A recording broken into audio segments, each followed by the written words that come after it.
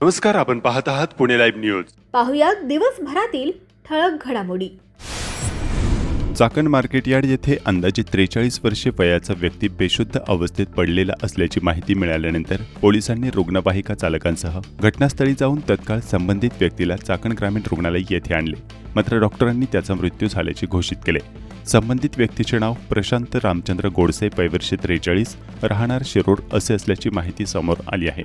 डोक्यात दुखापत होऊन संबंधित व्यक्तीचा मृत्यू झाल्याची प्राथमिक माहिती समोर आली आहे, तर चाकण उत्तर पोलीस अधिक तपास करत आहेत. स्किनच्या आजारावर इलाज करण्यासाठी पत्नीला दवाखान्यात घेऊन जाण्यापूर्वी पेट्रोल टाकण्यासाठी घराबाहेर पडलेला पती घरी परत आला असता पत्नी घरामध्ये मृत अवस्थेत आढळून आल्याची घटना चाकणमध्ये घडली आहे. किचनमध्ये संबंधित महिलेचा मृतदेह मिळून आला आहे. अश्विनी संदीप पाटील, वयवर्ष 27, राहणार श्रीधर रेसिडेन्सी, एकतानगर, चाकण असे मृत्यू झालेल्या विवाहितेचे नाव आहे.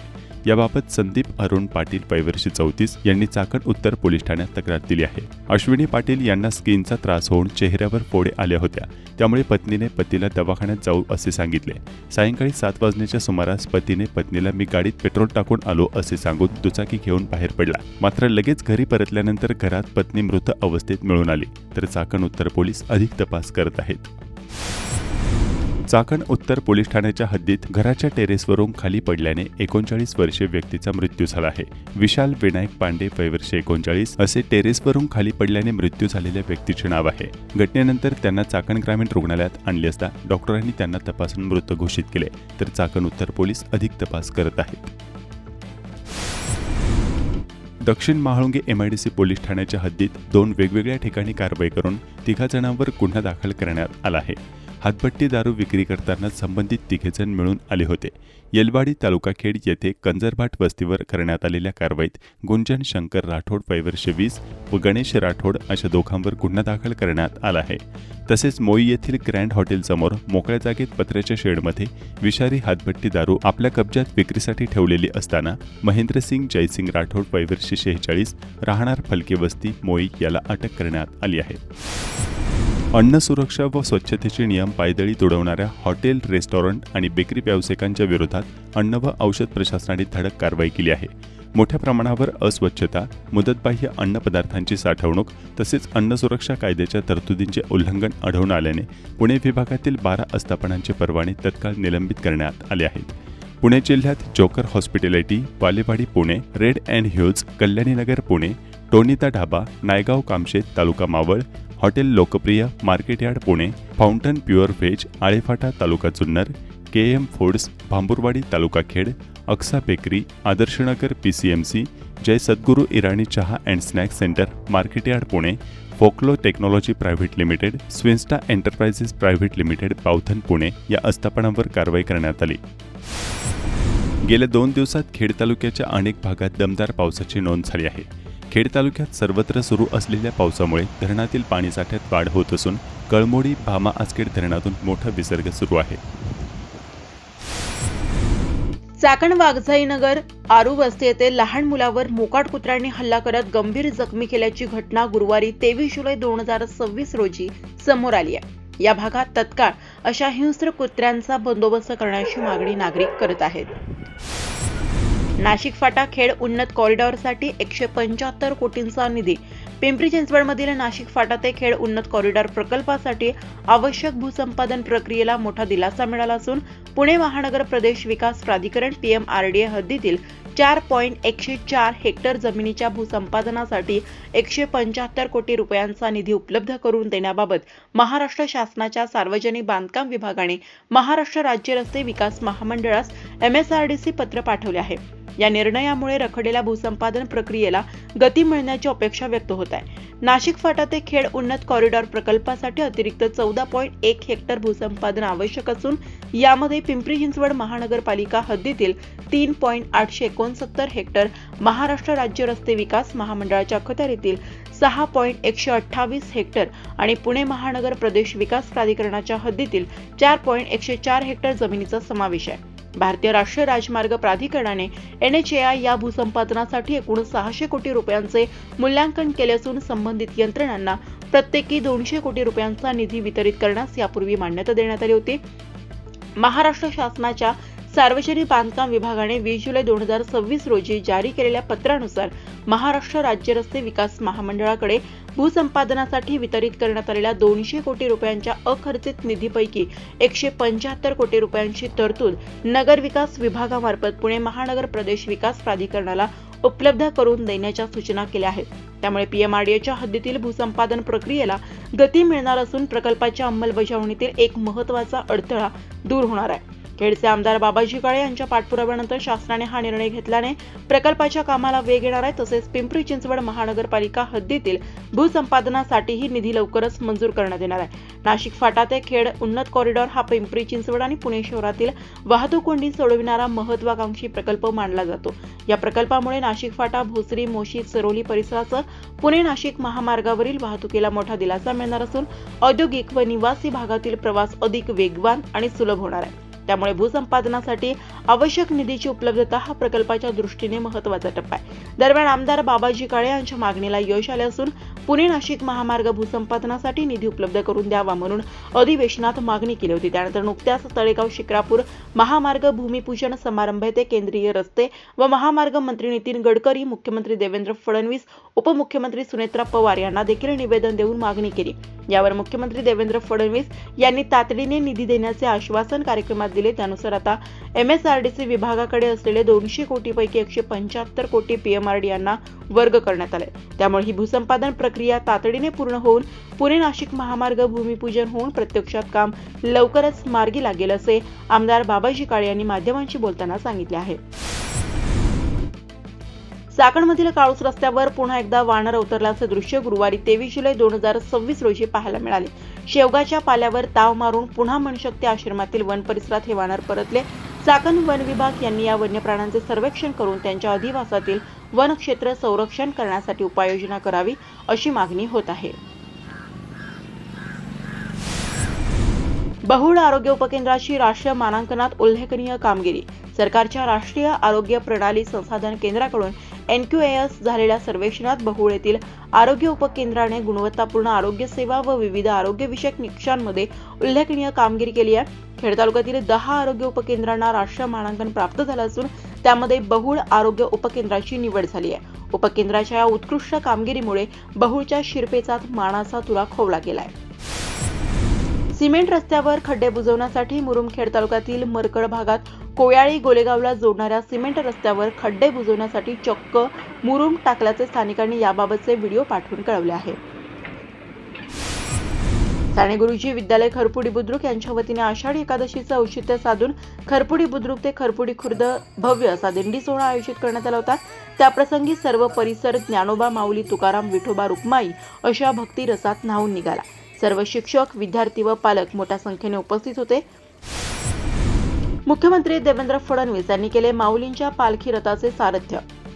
आषाढी वारी सोहळा 2026 दरम्यान ज्ञानोबा, माऊली, सोपाणदेव बंधुभेट सोहळा संपन्न झाला. या ऐतिहासिक बंधुभेट प्रसंगी राज्याचे मुख्यमंत्री देवेंद्र फडणवीस यांनी उपस्थित राहून श्री संत ज्ञानेश्वर महाराज आणि श्री संत सोपाणदेव महाराज यांच्या पादुकांचे दर्शन घेतले. मुख्यमंत्र्यांनी माऊलींच्या रथाचे सारथ्य देखील केले. वापगाव येथील दाम्पत्य विठ्ठल टाकळकर व शशिकला टाकळकर यांनी जिल्हा परिषद प्राथमिक शाळा वापगाव, मांदळेवाडी, टाकळकरवाडी, रामानेवाडी येथील विद्यार्थ्यांना शालेय साहित्याचे वाटप केले. महाराष्ट्र राज्य शिक्षण संस्था महामंडळ पुणे विभागाच्या वतीने खेड तालुक्यातील खासगी विना अनुदानित इंग्रजी माध्यमांच्या शाळांची एक महत्त्वपूर्ण बैठक गुरुवारी दिनांक 23 जुलै 2026 रोजी KTES स्कूल राजगुरुनगर येथे पार पडली. या बैठकीला तालुक्यातील विविध खासगी विना अनुदानित शाळांचे संस्थाचालक आणि प्रतिनिधी मोठ्या संख्येने उपस्थित होते. संस्था चालकांच्या एकजुटीसाठी ही बैठक झाल्याचं सांगण्यात आलं. शिंदेगाव तालुका खेड येथील 85 वर्षीय ज्येष्ठ सामाजिक कार्यकर्ते आणि आदर्श शेतकरी जेजेराम आप्पा चेंडीराम टेमगिरे यांचे नुकतेच निधन झाले. आप्पा टेमगिरे यांच्या निधनाने शिंदेगाव परिसरात शोककळा पसरली आहे. त्यांच्या पश्चात पत्नी, 3 मुलगे, 2 मुली, जावई, सुना, पुतणे, भाचे, नातवंडे आणि पतवंडे असा मोठा परिवार आहे. शिंदेगावचे उद्योजक भगवान टेमगिरे हे त्यांचे चिरंजीव होते, तर युवा उद्योजक राजेश टेमगिरे आणि प्रथमेश टेमगिरे यांचे ते आजोबा होते. कॉक्रोच जनता पार्टीकडून उद्या म्हणजे 24 जुलै रोजी देशव्यापी आंदोलनाची घोषणा करण्यात आली आहे. या आंदोलनात विद्यार्थी संघटना आणि सामाजिक संघटनांनी सहभागी व्हावं असं आवाहन करण्यात आलं आहे. त्यामुळे पोलिसांकडून मोठा बंदोबस्त वाढवण्यात आला आहे. दिल्ली येथील विद्यार्थी आंदोलनाचे लोण आता गाव पातळीवर पोहोचले आहे. खेड तालुक्यात विद्यार्थ्यांवरील हल्ल्याचा ठिकठिकाणी निषेध होतो आहे. चाकण आणि राजगुरुनगरमध्ये गुरुवारी विविध पक्षांची आंदोलने झाली. दिल्लीमध्ये विद्यार्थ्यांच्या व केंद्र सरकारकडून झालेल्या अत्याचाराचा निषेध करण्यासाठी त्याचबरोबर हे विद्यार्थ्यांचे आंदोलन चिरडून काढण्याचा घाणेरडा प्रयत्न करणाऱ्या सरकारचा तीव्र शब्दात निषेध करण्यात आला. या आंदोलनावर एक नजर टाकूयात. शिवसेना उद्धव बाळासाहेब ठाकरे पक्षाच्या वतीने पेपरफुटी संदर्भात आरोपीवर कायदेशीर कारवाई व्हावी यासाठी खेडच्या तहसीलदारांना निवेदन देण्यात आले. नीट पेपर फुटीतील दोषी आरोपींवर त्वरित कारवाई आणि दिल्ली येथे याविरोधात संसदेवर काढण्यात आलेल्या मोर्चावेळी दिल्ली पोलिसांनी अमानुषपणे केलेल्या लाठी हल्ल्याचा खेड तालुका उद्धव बाळासाहेब ठाकरे शिवसेनेच्या वतीने तहसीलदार प्रशांत बेडसे यांना निवेदन देऊन निषेध करण्यात आला. दोषी आरोपींवर कडक कार्यवाही न केल्यास शनिवारी दिनांक 25 जुलै रोजी आंदोलन करण्याचा इशारा यावेळी देण्यात आला. यावेळी जिल्हाप्रमुख रामदास आबा धनवटे, उपजिल्हाप्रमुख शिवाजी बर्पे आदींसह शिवसेनेचे पदाधिकारी आणि शिवसैनिक व कार्यकर्ते उपस्थित होते.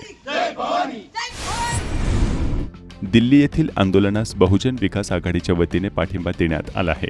राजगुरुनगर येथे डॉक्टर बाबासाहेब आंबेडकर व भगतसिंग राजगुरू सुखदेव यांच्या पुतळ्याला पुष्पहार घालून रस्ता रोको करून निषेधार्थ मोर्चा काढत तहसीलदार प्रशांत बेडसे यांना निवेदन देण्यात आले. चाकणमध्ये दिल्ली येथील विद्यार्थ्यांच्या आंदोलनास सर्वपक्षीय कार्यकर्त्यांनी पाठिंबा दिला आहे. चाकण मार्केट समोर आंदोलन करत चाकण पोलीस ठाण्याचे वरिष्ठ पोलीस निरीक्षक जितेंद्र कदम यांना निवेदन देण्यात आले. दरम्यान यावेळी केंद्र शासनाच्या धोरणावर सडकून टीका करताना काँग्रेसच्या पदाधिकाऱ्यांनी व अन्य कार्यकर्त्यांनी काय सांगितले जाणून घेऊयात. या देशात समता प्रस्थापित करणारे समाजसुधारक महात्मा ज्योतिबा फुले, या देशाला समतेचा इतिहास देणारे भारतीय घटनेचे शिल्पकार भारतरत्न डॉक्टर बाबासाहेब आंबेडकर, देशाच्या विश्वमाता आदरणीय इंदिराजी गांधी यांच्या स्मृतीचं अभिवादन करून आज या ठिकाणी सोनम वांगचूक आणि अभिजित तिपके यांनी जे दिल्लीमध्ये आंदोलन केलेलं आहे त्या आंदोलनाला पाठिंबा देण्यासाठी आपण सर्वपक्षीय मंडळी एकत्र आहोत. वास्तविक पाहता मला जास्त बोलायचं नाही असं अध्यक्षांनी सांगितलेलं आहे, तरी सुद्धा राहत नाही की माझे विचार व्यक्त केल्याशिवाय थांबणार नाही. मला अभिमान आहे की मी काँग्रेसचा कार्यकर्ता आहे. ज्या वेळेस अन्याय झाला त्या अन्यायाला वाचा फोडण्यासाठी काँग्रेसने अनेक ठिकाणी प्रयत्न केले. पहिलं आंदोलन अण्णा हजारे आळंदीमध्ये केलं. त्यावेळेस मनमोहन सिंग हे देशाचे पंतप्रधान होते आणि त्यांचे सहाय्य पृथ्वीराज बाबा चव्हाण होते. पत्र घेऊन आम्ही आळंदीला गेलो. दिलीप ढमढरे हंगामी अध्यक्ष होते आणि ते पत्र तिथं दिलं, आंदोलन सोडलं.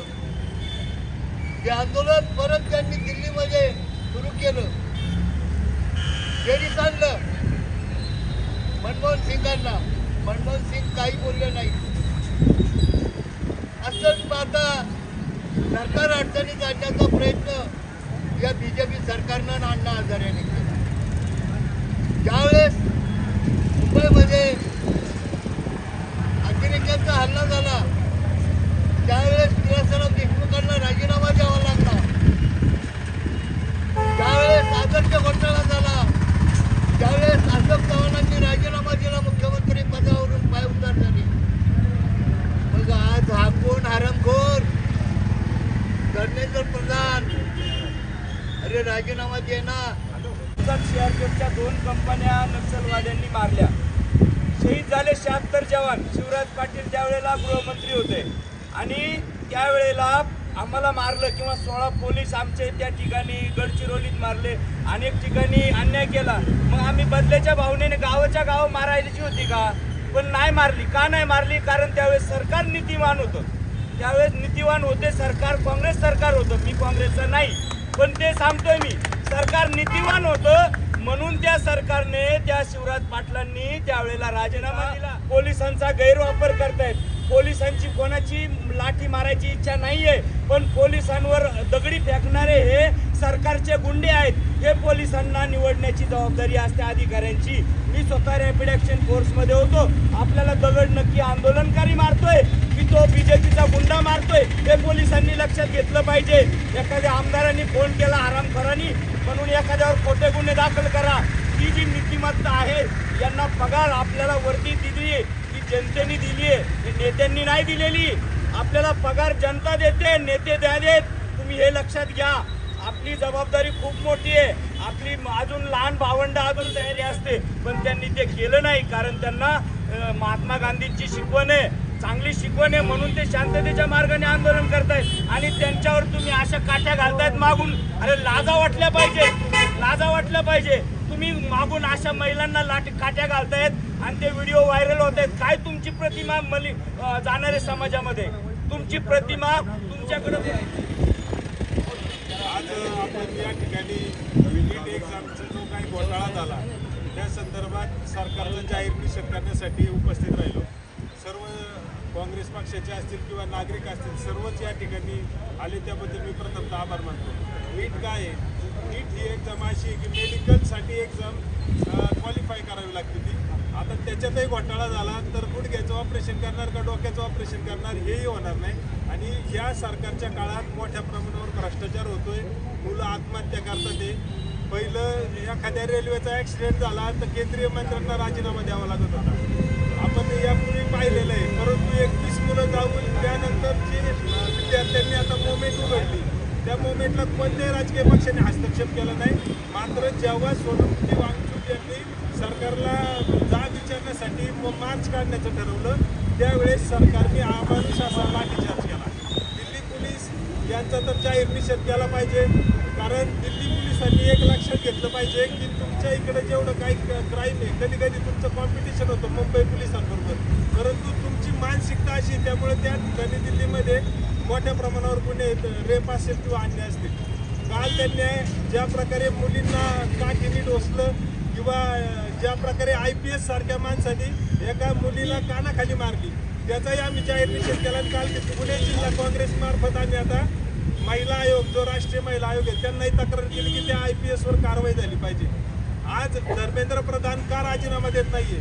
तुम्ही केवळ खालचे 13 जण पकडले त्यांना करणार आहे. इतक्या वेळा काल राहुलजी गांधींनी सांगितलं की 7.5 कोटी मुलांचं नुकसान झाले मागच्या 10 वर्षामध्ये, एकही माणसाला शिक्षा झाली नाही घोटाळेखोराला.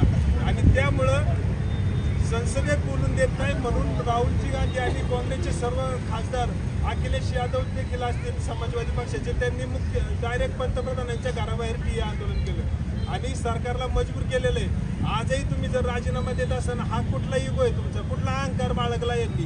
केवळ आम्ही ई मार्फत सगळं घेऊ, आता आम्ही परिसीमन करून सगळं आम्ही वाढू, अशा प्रकारे चुकीचं चाललेलं आहे. देशामध्ये मेडिकल तरी किमान भ्रष्टाचार विरहित झालं पाहिजे, नाहीतर सर्वसामान्य जनतेला, गरिबापासून श्रीमंताला कुठल्याही प्रकारे चांगली आरोग्य सेवा भेटणार नाही. त्याचं पूर्ण वाटोळं होणार आहे, हे तुम्ही लक्षात घ्या. राज्यांना कुठलाही अधिकार नाही.